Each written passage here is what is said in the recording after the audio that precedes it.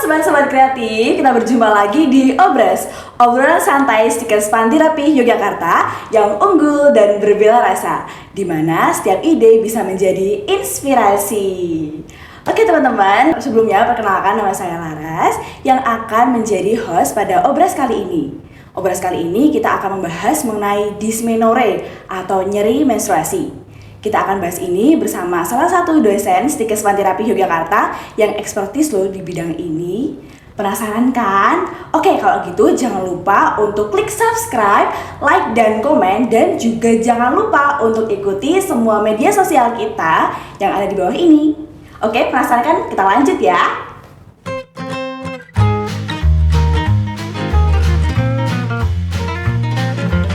Baik teman-teman, sebelum kita lanjut ke bahasan kita, mari kita kenalan dulu dengan salah satu dosen dari Stikers Panti Rapih Yogyakarta. Kepada Ibu Rizky, boleh Ibu silahkan memperkenalkan diri terlebih dahulu.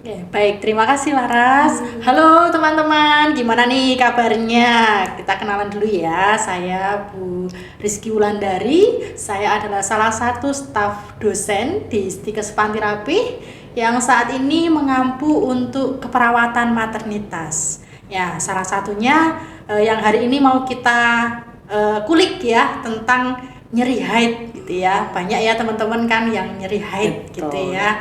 Oke Ibu, berarti karena kita bahasnya mengenai nyeri haid ya Bu, saya mau tanya dulu nih Bu mengenai menstruasinya.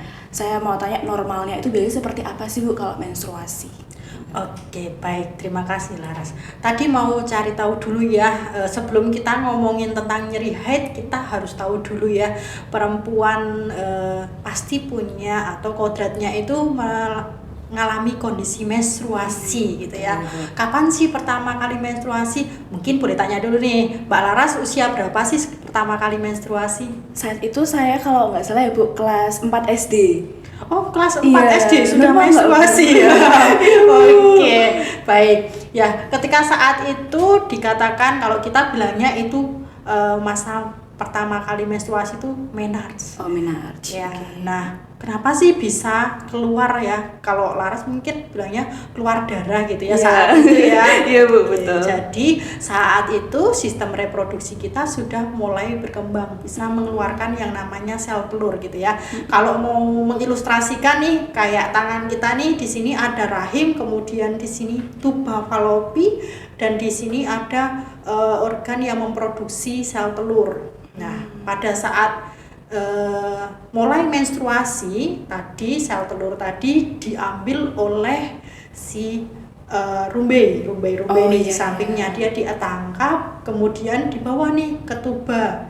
Nah, pada saat dibawa ke tuba, kalau tidak ada pembuahan, tidak ada sperma masuk, maka dia akan luruh atau keluar yang kita sebut menstruasi.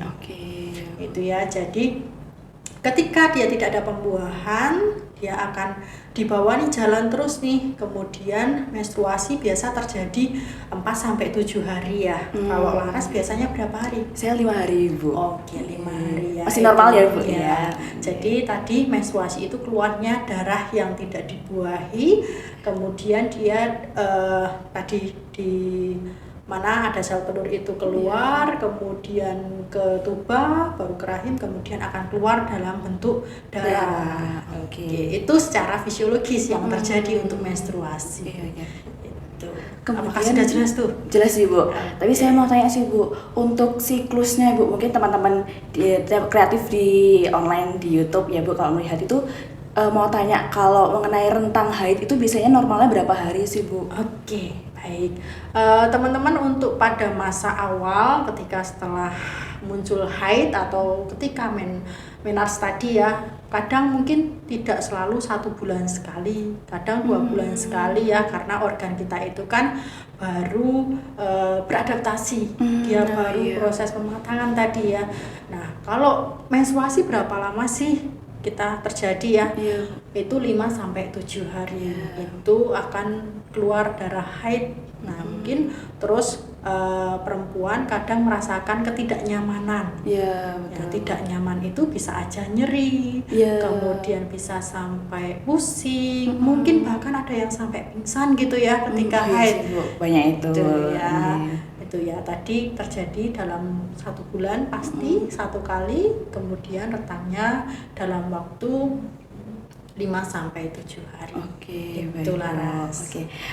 Tapi kalau misalnya awal-awal ya Bu, sepengalaman saya itu kadang-kadang untuk rentangnya Bu, jadi biasanya kan 28 hari sekali ya Bu, kalau Iya. yang saya tahu untuk setiap menstruasinya. Tapi kadang-kadang ini tuh saya nggak lancar waktu awal-awal Bu, tapi waktu sudah mulai kuliah ini saya udah rutin teratur gitu Bu. Nah kalau di awal-awal waktu saya single tidak lancaran ini, apakah itu hal yang normal atau udah bentuk patologis ya Bu? Oke, Laras, tadi betul ya, ada 28 sampai 32 ya, ada yang pendek, ada yang panjang gitu ya. Kemudian ada tadi kembali ke fase-fase awal itu memang pada perempuan ketika organ reproduksi ini sedang berkembang itu terjadi fase yang belum teratur.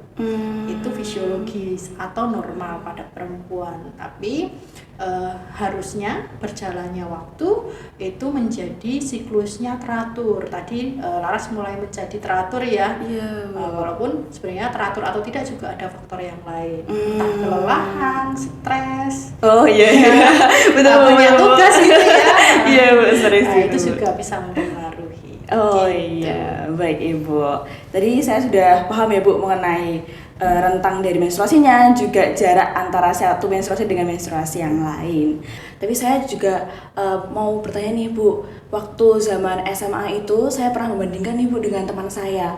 Ada yang katanya waktu haid itu dia nggak sakit sama sekali, padahal saya itu selalu sakit, kram, sampai biasanya duduk-duduk gini tuh.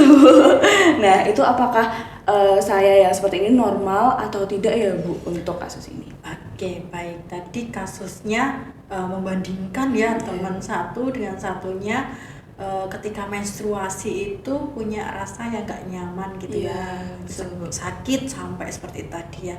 Ya kita lihat lagi fisiologisnya tadi, kenapa sih darah haid itu bisa keluar gitu ya? Sebenarnya ada salah satu hormon namanya hormon prostaglandin. Ya, hormon prostaglandin ini membantu untuk mengeluarkan dengan cara apa? Caranya adalah membuat kontraksi pada uterus. Oh, Ya, rahimnya di kayak iya, gini rahimnya ya, Bu, diperes-peres ya. gitu ya, rasanya Iya sih, mulus betul. gitu ya.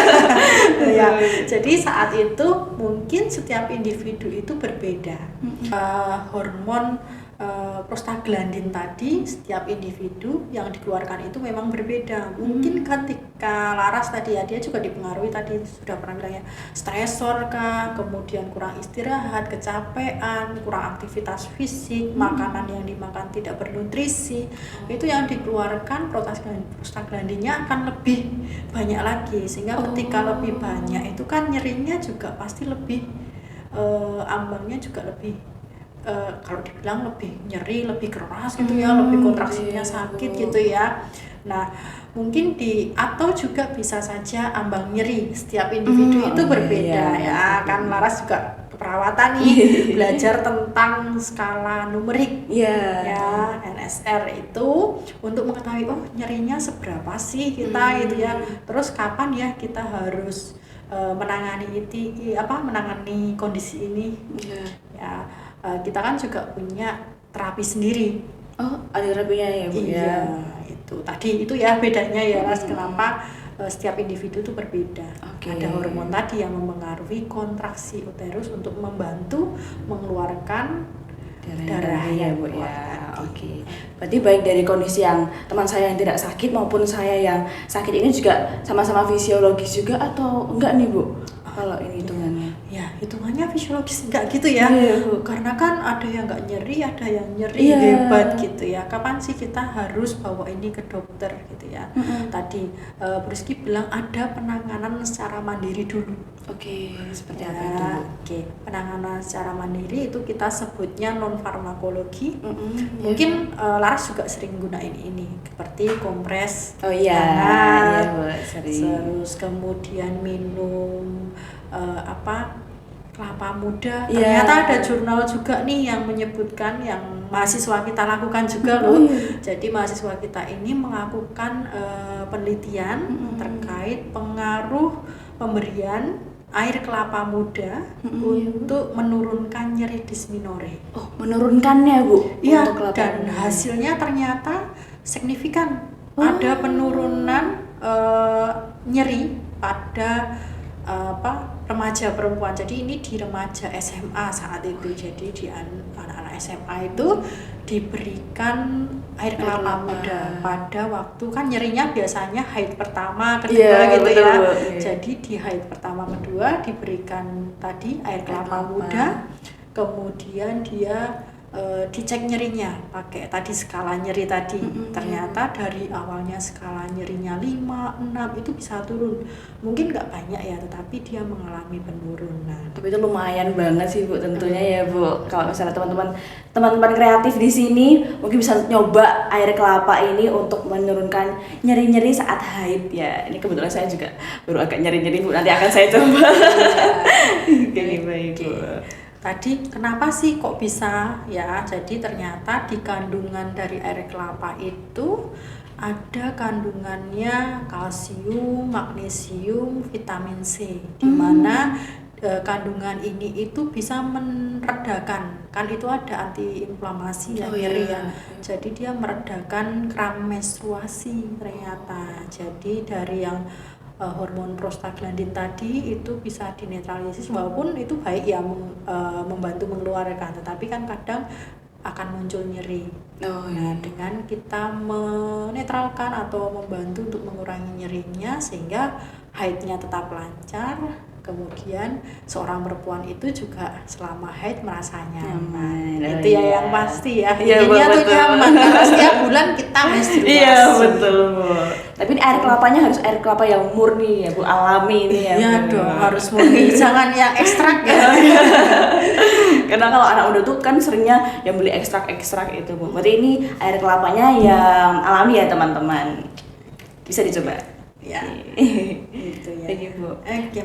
Tadi Ibu juga menyampaikan ya Bu bahwa mengenai kram atau sakit perutnya ini kan juga dipengaruhi oleh makanan, juga mengenai aktivitas, juga mengenai stresnya Bu. Saya mau tanya mengenai yang makanannya ini Bu. Biasanya yang memperparah untuk dari segi kramnya tuh apa sih Bu? Apakah ada? Ya, untuk makanan mungkin kalau kita mau lihat saat ini ya, fenomena saat ini remaja putri lebih banyak makanan junk food ya.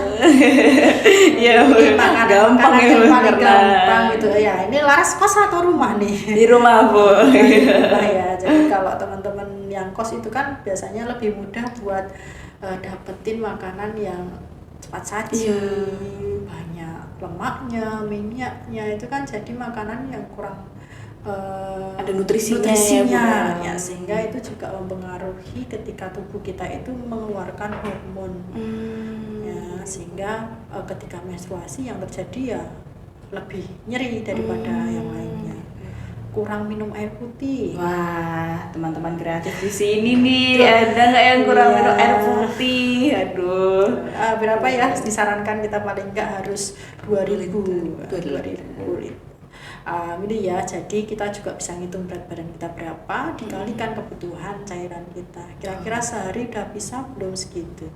Kalau saya tuh setiap hari bawa ini Bu, tumbler gitu ya. Di tempat kita harus bawa tumbler ya. Betul. Ramah lingkungan juga teman-teman, sehat ramah lingkungan ya Bu ya. Double manfaat. Oke. Berarti kita sebagai remaja putri itu kita juga harus menjaga dengan makanan yang lebih bernutrisi, minum air putih, dan mungkin saat nyeri tadi bisa coba air kelapa yang alami tadi ya Bu ya. Sebenarnya nggak cuma air kelapa sih, ada beberapa jurnal itu juga menyebutkan tadi kompres hangat ya, paling sering betul, pakai kompres hangat ya kan, itu merilekskan gitu ya. Kemudian ada teknik nafas dalam. Diajarkan ya. Jadi kuliah di Stikes itu bonusnya plus ya. Iya Bu, saya juga dapat manfaatnya Bu. Iya, jadi bisa mempraktekkan sendiri kan, kita diajarin teknik nafas dalam ya. Kemudian konsumsi coklat, ternyata coklat itu juga itu yang ada hormon yang terpacu untuk merilekskan gitu. Coklat apa aja atau ada tertentu nih Bu? Coklat apa aja. Manis-manis gitu ya Bu? Iya. Tapi dalam batas yang normal ya, jangan sehari coklat terus nanti kita akibatnya DM malahan. Kemudian terapi musik.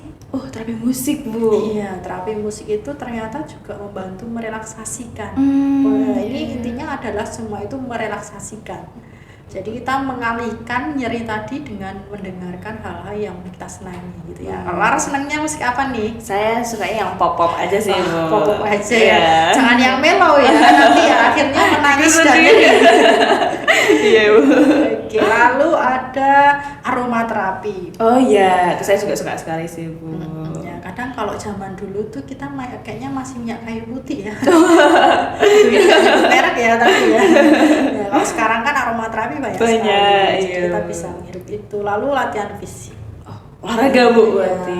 tapi jangan langsung olahraga yang berat ya. Iya. Kita tadi Kalau lihat sambil. dulu ya nyerinya seberapa, kemudian kira-kira kalau kita aktivitas masih bisa ditolerir atau enggak. Oh iya, berarti semua disesuaikan dengan kebutuhan diri juga ya, Bu, ya, Iya. biar nggak tambah sakit. Betul Oke, sekali. Bu. Berarti kita tadi udah membahas ya, Bu, mengenai dysmenorrhea ini, kemudian ada juga penanganannya. Oke, mungkin dari Ibu ada tips dan trik lagi, mungkin dari segi perawatannya saat menstruasi gitu, apakah berpengaruh sih, Bu, terhadap kejadian dysmenorrhea ini? Oke, baik ya. Kalau selama menstruasi kita harus bagaimana gitu Iya, ya. Ini betul. lebih ke hygiene ya, Oh, kebersihan ya. Kalau kita bersih maka tidak ada kuman atau infeksi gitu ya yang akan masuk ke organ wanita kita ya. Jadi prinsipnya adalah ketika menstruasi kita harus paling tidak ganti pembalut. Ya. Ya bisa 4 atau bahkan lebih karena setiap individu itu kan produksi darah yang keluar itu berbeda sehingga baiknya ketika dia menstruasi buang air kecil melihat oh sudah penuh, sudah tidak nyaman digunakan, itu silahkan diganti. Kemudian membersihkannya kita dari arah depan ke belakang. Oh, iya. Gitu ya. Kemudian tadi penyebabnya belum ya, kenapa sih kok dysmenorrhea gitu ya. Kadang biasanya tadi sudah berapa ya terkait stresor, konsumsi alkohol ternyata ya kan kita nggak memungkiri ya perempuan sekarang, kemudian merokok itu juga termasuk yang Banyak banget ya, Bu, itu. vape apa sih ya? Vape ya, Bu, Vape ya. vape itu banyak ya itu. Kemudian juga biasanya belum pernah hamil melahirkan itu juga masih. Kemudian ada riwayat keluarga. Oh, riwayat keluarga juga termasuk ya, Bu? Ya itu istilahnya gennya dibawa gitu ya. Oh, iya. Jadi kalau kita mau pengkajian nih teman-teman keperawatan gitu ya, kalau ada remaja datang ke poli gitu ya, kita bisa tanya juga ada nggak riwayat keluarga dengan nyeri haid juga dalam satu keluarga, entah itu ibunya atau kakaknya seperti itu. Oke teman-teman kreatif, kita tadi sudah mengetahui ya mengenai penyebab, kemudian normalnya menstruasi seperti apa, dan juga penanganannya nih dari dysmenorrhea atau nyeri menstruasi. Nah, Ibu Rizky, saya juga mau bertanya, Bu, bagaimana kalau misalnya nyeri haid atau dysmenorrhea ini tuh kayak sakit banget, kan kadang-kadang nggak bisa ya, Bu, cuma dikompres atau cuma minum air kelapa gitu ya, Bu. Nah, itu harus seperti apa Ibu tindakannya dilakukan? Oke, terima kasih Laras. Tadi kan secara mandiri ya kita ya, tapi ingat ya, jangan kompres 1 jam ya. Nanti ada luka bakar nih kita ya. Oke, terus gimana ya kalau udah ditanganin secara mandiri tadi ya, hitungannya kita udah lakukan nih tadi treatment tadi yang sudah diteliti dan sebagainya, tapi ternyata kok masih nggak nyaman ya, masih nyerinya nggak tahan gitu ya. Kalau tadi kita pakai NRS atau numbering rating scale tadi ketemu nih ternyata di angka 789. Sakit banget ya itu. Udah paling nyeri gitu ya, sampai teriak-teriak gitu ya, sampai pingsan, udah nggak bisa ngapain ya.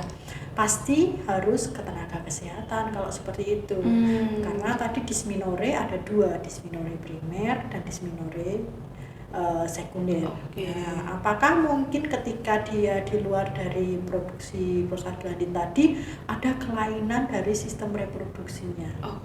Nah, itu jelas harus dicek ya, teman-teman. Kan di sini pasti ya kalau sudah di usia menstruasi itu punya hak untuk melakukan pemeriksaan di layanan kesehatan khususnya Paskes Satu, Gitu, ya. apalagi remaja ketika sudah menstruasi juga harus sudah dapat tablet tambah darah. Oh iya, itu rutin sih Bu harusnya setiap minggu tuh ya Bu Iya, ya. teman-teman tuh juga agen dari pencegah stunting loh. Oh, Sekarang itu iya. kan stunting 8.000 HPK. Oh. Ya, sampai usia 19 tahun. Jadi dengan kita care dengan tubuh kita, apalagi perempuan nih. Tadi kita juga sudah mencegah adanya angka stunting. Gitu Wah, ya Bu, ada manfaatnya bagi sendiri-sendiri, masa depanku juga terjamin gitu ya Bu ya. Betul. Oke. Itu ya rasnya. Jadi berarti dysmenorrhea sekunder ya Bu ya. Kalau misalnya itu tentang sakit di area organnya, ada kesakitan. Oh, berarti harus cek ya Bu. Ya, harus ke dokter. Teman-teman jangan takut ya ke dokter atau ke tenaga kesehatan yang lebih kompeten. Oke Ibu, pembahasannya ini tentang dysmenorrhea sudah banyak dan kami tentunya sudah dapat insight banyak ya Bu mengenai dysmenorrhea ini. Mungkin Ibu Rizky bisa memberikan closing statement kepada teman-teman kreatif mengenai dysmenorrhea ini. Oke, baik. Untuk teman-teman perempuan nih khususnya ya, perempuan, ingat-ingat perempuan ya. Kalau menstruasi itu bukan suatu hal yang menyeramkan ya. Ketika teman-teman sudah menstruasi berarti teman-teman ini sudah cukup dewasa.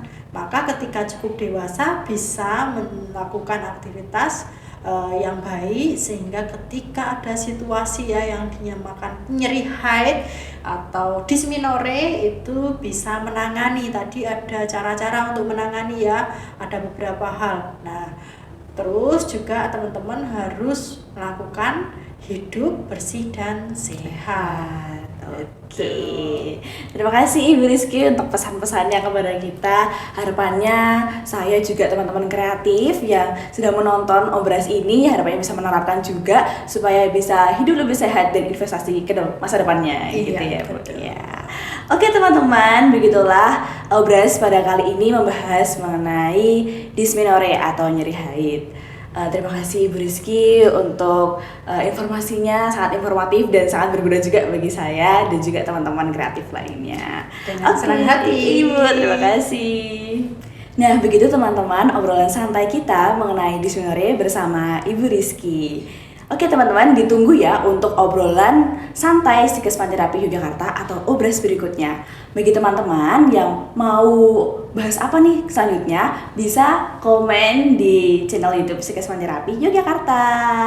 Oke, kalau begitu sampai jumpa di obrolan selanjutnya, obrolan santai Psikespan Terapi Yogyakarta yang unggul dan berbela rasa, di mana setiap ide bisa menjadi inspirasi.